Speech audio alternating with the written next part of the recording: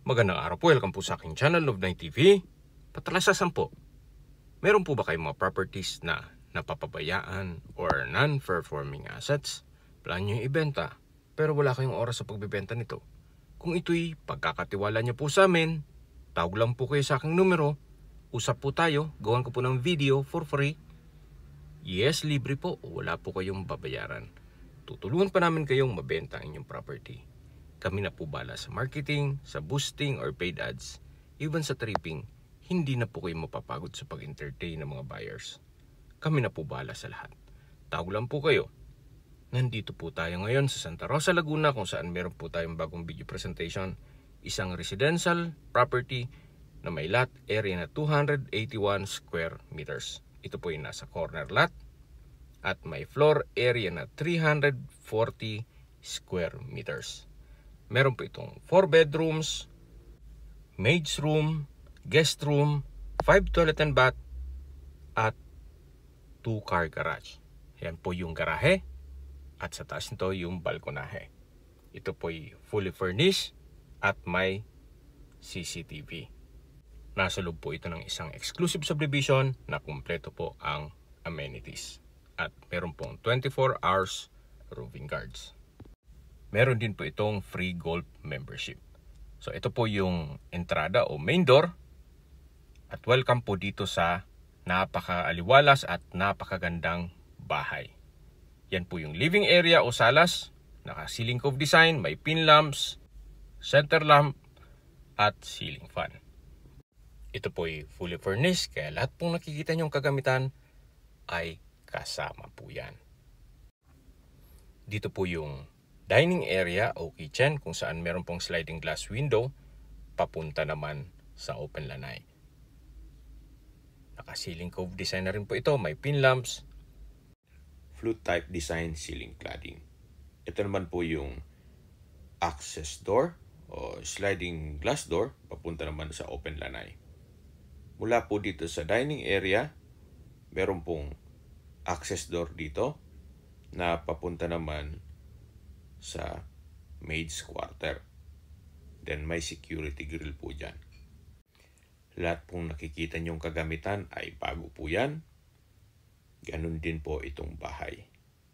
Ito po ay ready for occupancy. Kaya ang kulang na lang po, kayo at ang gamit nyo. Ito po yung formal kitchen. Napakaganda ng color combination. Meron pong LED lamps sa ceiling. Then, dito naman po yung breakfast nook. May 3 high chair. At sa ilalim ay meron pong flute type wall cladding.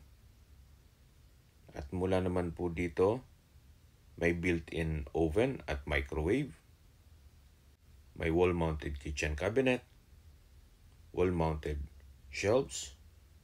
Then, ito po yung kitchen countertop with stainless sink and faucet. May built-in gas range at range hood. Meron din pong side-by-side refrigerator. Yan po ulit yung living area na may corner glass sa dulo. At dito naman po yung receiving area. Naka-centralized aircon na rin po ito. Kung meron man po kayong PWD or senior citizen sa pamilya, ito naman po yung kwartong para sa kanila. Sa spasyo, malaki po, napakaliwalas at kompleto na ang bedroom furnitures. Meron na rin po itong split type aircon, may pin lamp, center lamp, naka-flute type design itong walling. Sa dulo po ay meron pong sliding glass door and wall na papunta naman sa covered lanai. Dito po sa bedroom wall ay may outlet na rin na nakaabang para sa TV. Ito po yung access door. Papunta po dito sa walk-in closet or wardrobe na from floor to ceiling po yan. Modern design na rin po. Dito naman po yung toilet and bath na naka wooden glass door. May bathroom countertop. May LED lamp na vanity mirror, bathroom sink, at bathroom cabinet. Ito po yung water closet. At dito naman yung shower enclosure. high-tech po ang shower nito. Automatic or push button. Napakaganda po. So, hindi po tinipid ni owner ang mga kagamitan dito sa toilet and bath. Napakaganda po. Meron din po itong bathroom window. So, labas po tayo para check natin ibang parte nitong bahay. So, ito po yung first bedroom na kung saan napakaganda po. At dito naman po ay yung living area o salas. Yan po yung main door. Dito naman po yung powder room o understairs powder room kung saan napakaganda rin po ng bathroom fixtures. May bathroom sink, LED light na vanity mirror, may flute type na wall cladding, bathroom window, then water closet na may bidet. Naka-tile bathroom wall na rin po ito.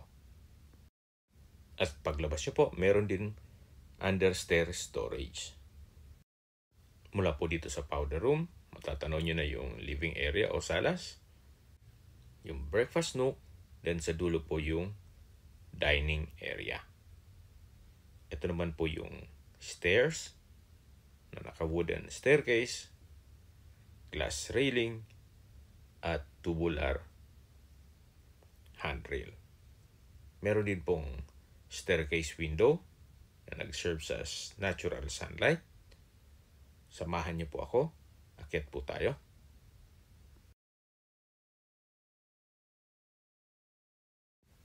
Nandito na po tayo sa second floor na kung saan ito po yung hallway. Meron pong human size work of art. Napakaganda po. At ito po yung family area. Naka-glass wall and door. Napakalaki po ng espasyo nito. Kompleto na rin po ang furnishings dito. Naka-flute type na wall. Then, ito pong ceiling ay may ceiling fan, may pin lamps, tile flooring, then may centralized aircon. At check po muna natin itong first bedroom. Napakalaki po ng espasyo. Then meron pong modern design na wardrobe. From floor to ceiling po yan. Napakalaki po. Sa espasyo naman, napakalaki po. Meron po itong mga sliding glass window. May split type aircon, naka-ceiling cove design, may center lamp, may pin lamp, at kompleto na rin po ang bedroom furnitures. Naka-tile flooring na rin po ito. Meron rin pong mga outlet sa gilid nito at may sariling toilet and bath. Ito po sa toilet and bath may bathroom countertop, bathroom sink, bathroom cabinet, then vanity mirror. May water closet with bidet, shower enclosure, then naka-tile bathroom wall with bathroom window.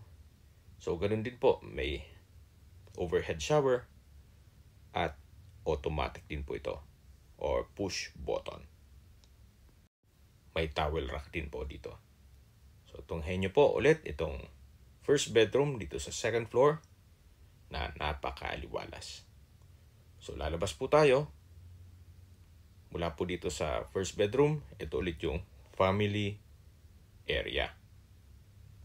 Ito pong family area ay napakalawak. At lilipat po tayo dito sa second bedroom. So kompleto din po ang bedroom furnitures. May window type aircon, may pin lamps, center lamp, naka-tile flooring, may mga outlet na rin, at may sariling toilet and bath. May bathroom countertop with bathroom sink, vanity mirror, bathroom cabinet, water closet with bidet, shower enclosure, at overhead shower. So ganun din po. Ito po'y automatic o push button na rin. Naka-tile bathroom wall at meron pong bathroom window. Yan po ulit yung second bedroom dito sa second floor na may wardrobe. Balikan po ulit natin itong family area na napakaganda, napakaliwalas. Then, na-maximize pa po ang space. Meron pa pong stock room dito na kung saan sakto lang ang espasyo nito. Kaya sarap pong pagmasdan o balik-balikan itong family area na kung saan dito kayo magbabanding na magpamilya. Mas lalo kung may mga free time at nakumpleto po kayo.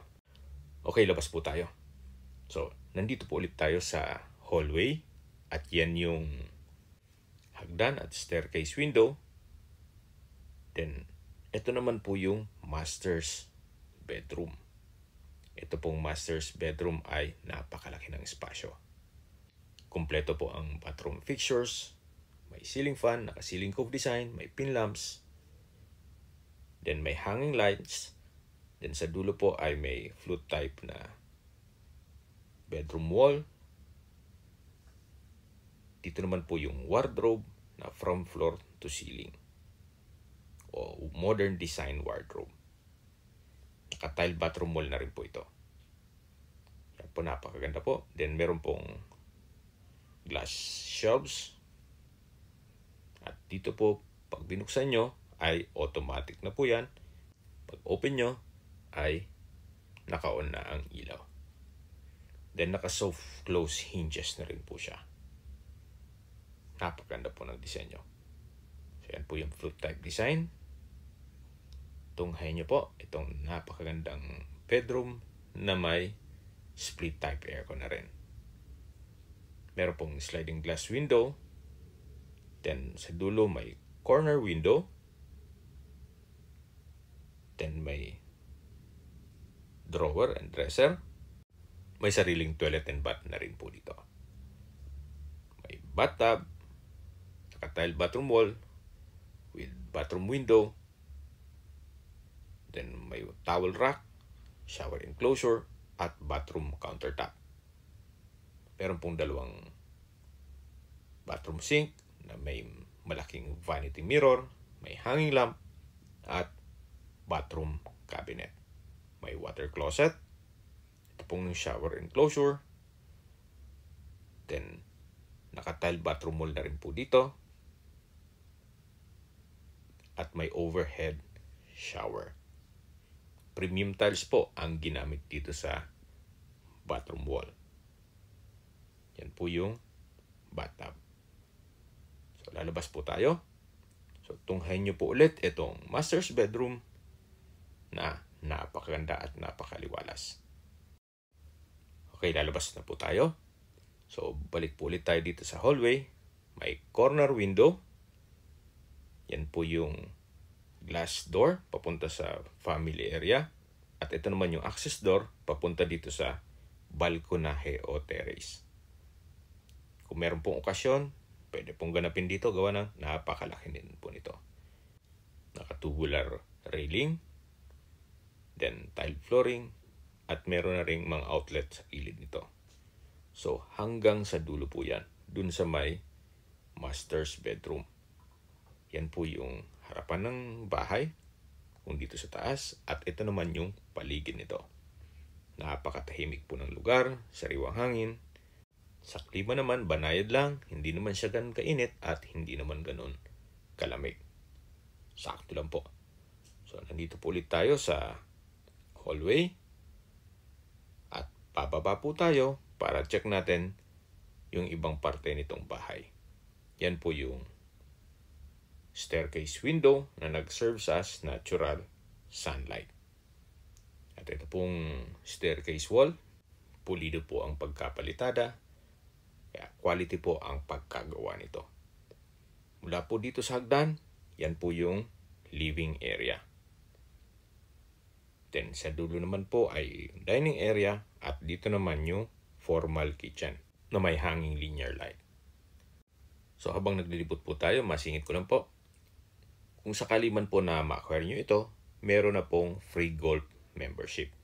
Sa loob po ito ng isang exclusive subdivision na 24 hours po ang security. Kaya safe na safe po kayo dito. Ito po yung maid's room, nakalock po kaya hindi natin mabuksan. At dito naman yung security grill papunta dito sa service area. Meron pong countertop, then may built-in cabinet, may mga pin lamps dito sa ceiling, at sa dulo ay may stainless sink with faucet. Dito naman po ay naka-landscape na. Yan po yung perimeter fence. Hanggang dito po yan. At ito po'y corner lot. Ito po yung open lanay.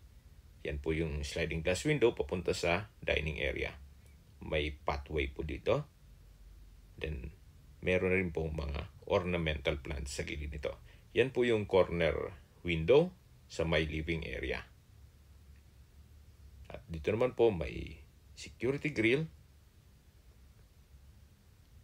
na malapit dito sa main door. Ito po yung harapan ng bahay. Napakaganda po. So, habang pinagmamasdan niyo po ito, pag-usapan na natin ang distance, location, at travel time. Mula po sa Nuvali, ang distance is 3.3 kilometers at ang travel time is 7 minutes. Sa Nuvali po ay kompleto na rin gaya ng schools, hotels, restaurants, banks, at iba pang business establishments. Meron din pong malapit na hospital doon. Kaya yan po yung lagi kong binabanggit sa inyo na dapat nyo i-consider sa paghanap ng property, yung meron pong malapit na hospital. Hindi ko naman po sinasabing sakitin kayo. Yan naman po ay for emergency purpose lang naman.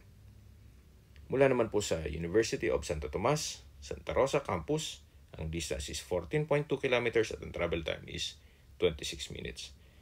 Kung manggagaling naman po sa Tagaytay, ang distance is 21.1 kilometers at ang travel time is 54 minutes. Mula naman po sa airport, ang distance is 38.3 kilometers at ang travel time is 40 minutes. Okay, sa presyon po tayo. Binebenta po ito ni owner sa halagang 36 million pesos. Kung may mga katanungan po kayo or gusto nyo magpaset ng tripping dito sa property ito, tawag lang po kayo sa aking numero. At sa mga kababayan naman natin na sa ibang bansa, meron po akong Telegram. Sa mga iPhone user man, may iMessage. Meron din pong Imo, Skype, Viber at WhatsApp. Same number lang po, 0917-316-3399. Sa mga nagtatanong naman po ng aming Facebook, meron po aming Facebook page na Nov9 TV at Facebook Reels Video. Makisuyo po, paki-like and follow na rin. Meron din po kami ibang YouTube channel na The Nov9 TV channel at AC Listings. Sana po naibigyan yung aming video presentation. Paki-like and subscribe na po sa aking channel para ma-update din po kayo sa aking future listings. Kung sakali po hanap niyo yung mas malaking sukat ng lupa, meron din po kaming ibang listings na pwede niyong pagpilian. Huwag po kayong mag-atubiling tumawag sa amin, then let us know your budget para malaman namin kung anong property pwede namin i-alok sa inyo. Sa lahat pong viewers, subscriber at nagtiwala po sa amin, salamat po sa suporta. Ingat po kayo lagi at yung pamilya. Maraming salamat po.